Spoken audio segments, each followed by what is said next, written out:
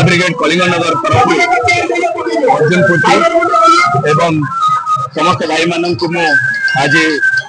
कहीदेवाई चाहूँगी आम चैनल माध्यम जे आम आज संवैधानिक दिवस भुवनेश्वर पीएमजी छकटारे आज राजरास्ता को ओल्लैछु राजरास्ता ओल्लै आम ये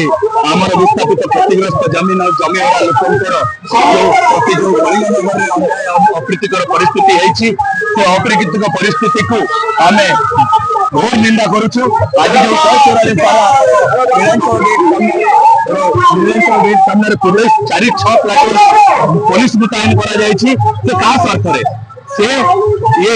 स्वार्थ केवल शिल्पायन को आगे बढ़ाई प्रदूषण मंजूरी नापी प्रदूषण मंजूरी नहीं से 9 मिलियन टन मेट्रिक टन करने स्वप्न देखुं मुझे कहवाई चाहूँगी विस्थापित लोक विस्थापित परिवार मान उन्नतिकरण दरकार जो भाया छांचकता करवा दरकार से प्रोडक्टिविटी को छांचकता कर आमर बिरसा ब्रिगेड समस्त भाई माने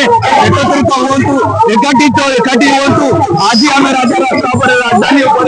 आम आसीचु आज असेंबली सामने आम राजरास्ता ठिया लड़ाई को जारी रखू एवं जो पर्यंत आसंता आम मान को न्याय न मिली आम लड़ू एवं शेष निश्वास पर्यंत लड़ू।